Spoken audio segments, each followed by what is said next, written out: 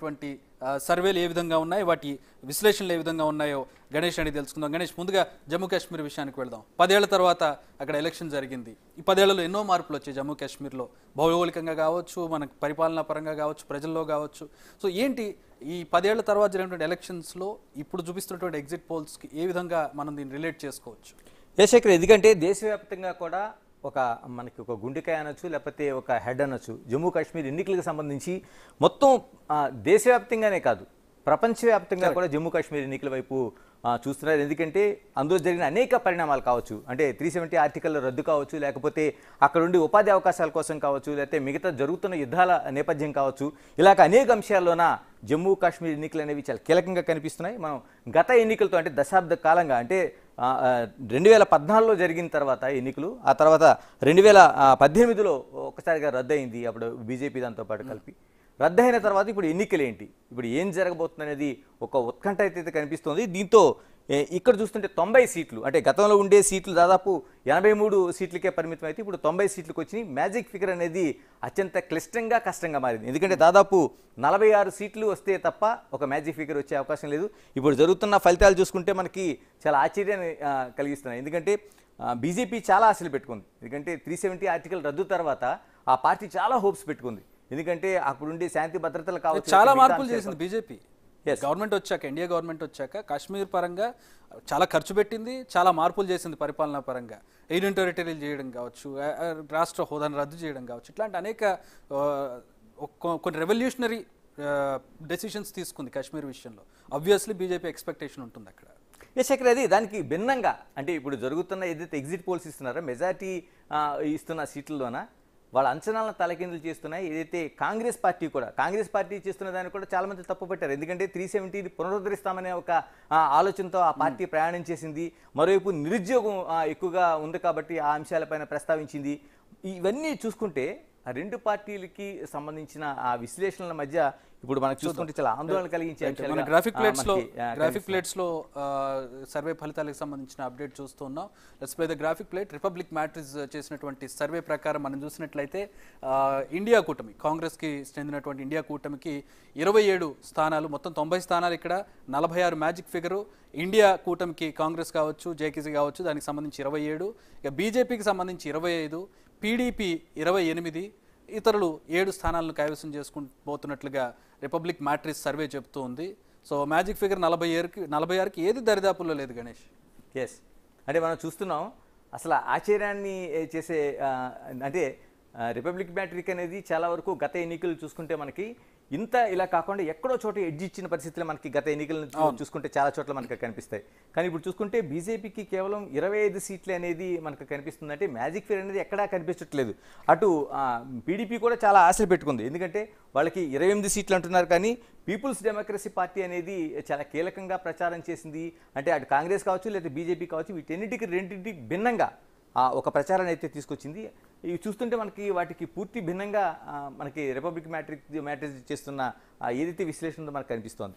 ఇక్కడ పీడీపీ, అంటే ఈ సర్వే ప్రకారం చూసుకుంటే మనం ఇక్కడ పీడీపీ కీలకంగా కనపడుతుంది. ఇటు బీజేపీ, ఇటు కాంగ్రెస్ ఉన్నటువంటి కూటమి రెండు వైపులో ఉన్నాయి. పీడీపీకి ఇద్దరు కూడా సమాన దూరంలో ఉన్నటువంటి పరిస్థితి. వాట్ యూ సే, మీకు ఈ రెండిట్లో పీడీపీ దేనికి దగ్గర అవుతుంది?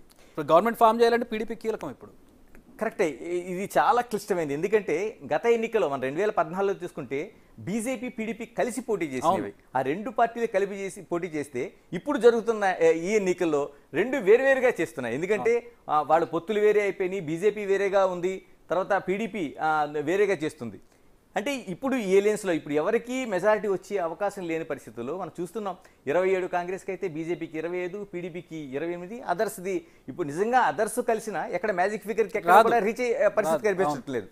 ఇవన్నీ మనం చూస్తుంటే చాలా, అంటే ఏం జరగబోతుంది ఎన్నికలు, జమ్మూ కాశ్మీర్ ఎన్నికలకు సంబంధించి ఇంత క్లిష్ట పరిస్థితి ఉంటుందనేది అంతకుముందు జరిగిన అనాలిసిస్ కావచ్చు, లేదా పార్టీల ఐడియాలజీస్ కావచ్చు, పార్టీల అంచనాలు కావచ్చు, ఎక్కడ కూడా మనకి కనిపించలేని పరిస్థితి మనకు కనిపిస్తోంది. సో ఇక్కడ మనం చూసినట్లయితే బీజేపీ వర్సెస్ కాంగ్రెస్, అంటే కాంగ్రెస్ ఇండివిజువల్గా చూసుకుంటే బీజేపీ వర్సెస్ కాంగ్రెస్ ఆబ్వియస్లీ 27 కాబట్టి కాంగ్రెస్కి అక్కడ 14, 15, 20 దగ్గర ఎక్కడ ఉండొచ్చు. దాంట్లో వేరే పార్టీలు కూడా కలిసి ఉన్నాయి కాబట్టి. సో బీజేపీ కొంచెం ఎక్కువ సీట్లు ఇక్కడ వచ్చినట్టు కనపడుతుంది ఈ సర్వే ప్రకారం మనకి కాంగ్రెస్తో పోల్చుకుంటే. ఎస్, ఎందుకంటే మనం చూడొచ్చు. ఎందుకంటే కాకపోతే ఇంకొకటి మనం విశ్లేషణ చేయాల్సింది ఏంటంటే పూర్తిగా ఈ జమ్మూ కాశ్మీర్ సంబంధించి బీజేపీ చాలా ఆశలు పెట్టుకుంది. అందుకని మనకి పీపుల్ డెమోక్రసీ పార్టీ నుంచి దూరంగా జరిగింది. ఎందుకంటే గతంలో 2014లో ఎన్నికల్లో వాళ్ళు దాన్ని పొత్తు పెట్టుకొని ప్రయాణం చేసిన ఈసారి 370 ఆర్టికల్స్ కావచ్చు, లేకపోతే మిగతా అంశాలు అంటే భద్రతకు సంబంధించిన అంశాలు కావచ్చు, లేకపోతే మేము పూర్తిగా అక్కడ నిరుద్యోగాన్ని దూరంగా తీసుకెళ్తామనే అంశం కావచ్చు, ఇలాగ అనేక అంశాలు ముడిపడడంతో నా పార్టీ సింగిల్ దీనిగా ఖచ్చితంగా మెజారిటీ వస్తుందన్న ఆశ వాళ్ళకి వచ్చింది. ఇప్పుడు కాంగ్రెస్కి సంబంధించి చూద్దాం. కాంగ్రెస్ 27 స్థానాలతో ఉన్న పీడీపీ అనేది అత్యంత కీలకంగా మారింది. చాలా ఎన్నికల్లో మనకి అదర్స్ అయితే మిగతా వాళ్ళు ఉంటారు, కానీ ఇప్పుడు ఎన్నికలు చూసుకుంటే కాంగ్రెస్ పీడీపీ అంటే పీపుల్స్ డెమోక్రసీ పార్టీ అనేది ఎవరితో కలవబోతుంది అంటే గతంలో 2014 ఎన్నికల్లో ఉన్న ఏదైతే పొత్తుందో వాళ్ళ ఒక జర్నీ ఉందో ఆ జర్నీతో అంటే ఎన్నికల్లో ఇప్పుడు వేరువేరుగా పోటీ చేసాం, మనం అనేక ఎన్నికలు చూసాం. ఎందుకంటే ఎన్నికల్లో ప్రచారం వేరే, ఆ జర్నీ వేరే.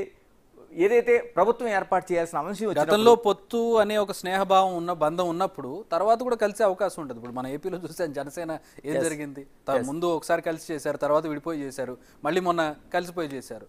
మేబీ పీడీపీ బీజేపీకి దగ్గర అవకాశం ఉండొచ్చు. ఇక్కడే ఒక కీలకమైన అంశం. ఎందుకంటే బీజేపీ తన ప్రచారాన్ని పూర్తిగా 370 ఆర్టికల్స్ పైన చేసింది. తర్వాత ఏదైతే యుద్ధం జరిగిందో మనకి యుద్ధం జరిగి ఇజ్రాయెల్ హమాస్ కావచ్చు, లేకపోతే హజ్బుల్లా కావచ్చు, వీటిపైన ఆ 2 యుద్ధాల ప్రభావంతో కావచ్చు బీజేపీ క్వైట్ ఆపోజిట్లో తన ప్రయాణం సాగిస్తే దీనికి పీడీపీ అంటే గతంలో కలిపి పోటీ చేసిన పీడీపీ దీనికి పూర్తి భిన్నంగా బీజేపీ ఐడియాలజీకి పూర్తి అంటే స్వతంత్రంగానే జమ్మూ కాశ్మీర్ ఉండాల్సిన అవసరం ఉంది. 370 ఆర్టికల్ని పూర్తిగా వాళ్ళు భిన్నంగా వ్యతిరేకించారు. జరుగుతున్న ఎన్నికల్లోనే ఎక్కువ శాతం మంది కశ్మీరులు నష్టపోతున్నారు అనే అంశాన్ని తెరపైకి తీసుకొచ్చింది. ఇవన్నీ చూసుకుంటే ఒక చాలా క్లిష్టమైంది. అంటే ఇవ్వడం కోసం మ్యాట్రిజోల్ ఒక ఫిగర్ ఇచ్చిన దాన్ని ఖచ్చితంగా సరే మ్యాట్రిజోల్ చూద్దాం. నెక్స్ట్ మనకి దైనిక్ భాస్కర్ కూడా వచ్చింది. దైనిక్ భాస్కర్కి సంబంధించిన ప్లే చేసినట్లయితే దైనిక్ భాస్కర్ సర్వే ఎట్లా ఉందో ఒకసారి చూద్దాం.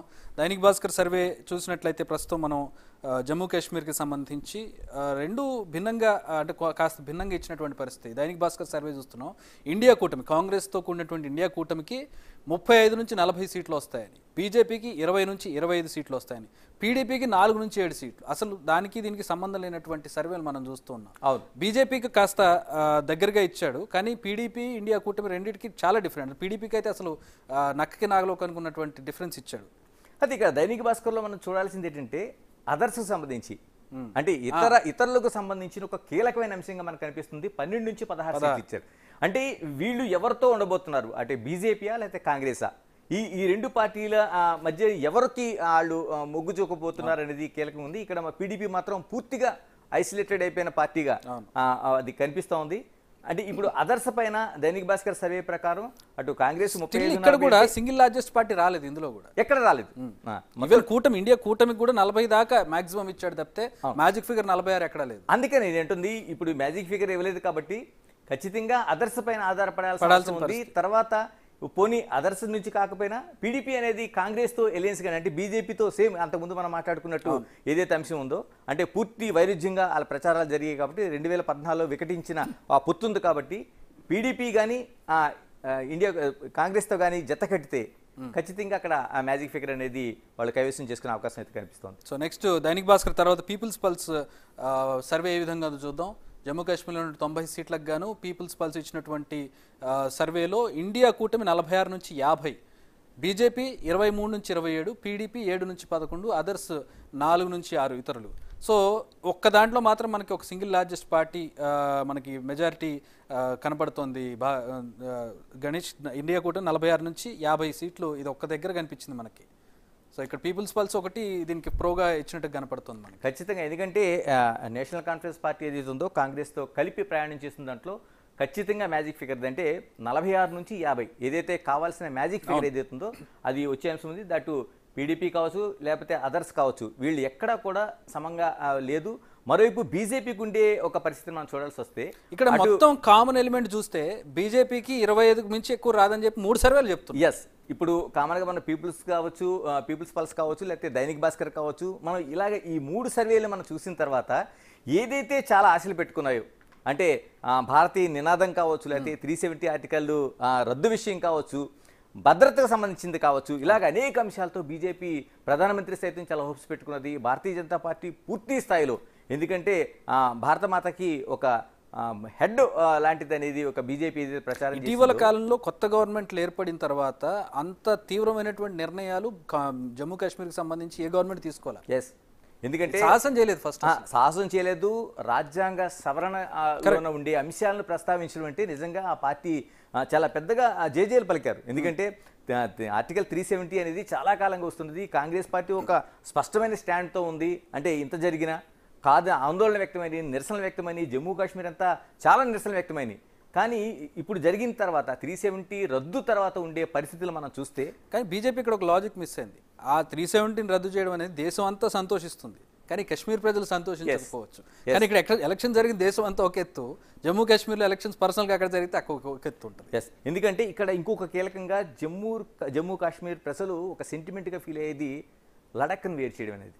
అక్కడ నుంచి వాళ్ళని వేరు చేసి ఏదైతే ఉందో వేరు చేసి ఈ రెండింటికి స్వతంత్ర ప్రతిపత్తి పోవడం ఒకటైతే, మరోవైపు ఆ లడఖ్ను వేరు చేసి దాన్ని వేరుగా చేయటం. ఎందుకంటే జమ్మూ కాశ్మీర్ ప్రజలకు సంబంధించింది ఆ మూడు కూడా వేరు కాదు. వాళ్ళ వివాహ సంబంధాలు కావచ్చు, వ్యాపార సంబంధాలు కావచ్చు, లేదా మిగతా అనేక సంప్రదాయాలు వేరే అవ్వచ్చు, కానీ ఒక అనుబంధం అయితే ఉంది వాళ్ళందరికీ కూడా. ఎస్, దాన్ని పూర్తిగా ఒక సెంటిమెంట్గా ఫీల్ అయ్యారా? మనకి పీపుల్స్ పల్స్ సర్వే చూస్తుంటే ఖచ్చితంగా కాంగ్రెస్ ఏదైతే 370 ఆర్టికల్ను పునరుద్ధరిస్తామనే ఏదైతే ఒక వ్యాఖ్య ఉందో, మరోవైపు వాళ్ళు తీసుకొచ్చిన అంశం ఇంత జరిగిన తర్వాత కూడా, అంటే 2014లో బీజేపీ అంతా బీజేపీ పీడీపీ కలిసి పోటీ చేసిన తర్వాత కూడా ఎక్కడ నిరుద్యోగం పోయిందనేది ప్రధానమైన ప్రశ్న అయితే సంధించారు. కాంగ్రెస్ ఇప్పుడు దీన్ని క్యాష్ చేసుకున్నట్టుగానే మనకి పీపుల్స్ పల్స్ సర్వే చూస్తుంటే కనిపిస్తుంది. ఇతరులకు సంబంధించి చాలా వరకు అక్కడ అనేక సంస్థలు పోటీ చేసినా ఎక్కడ నామాత్రం కూడా కనిపించడం లేదు.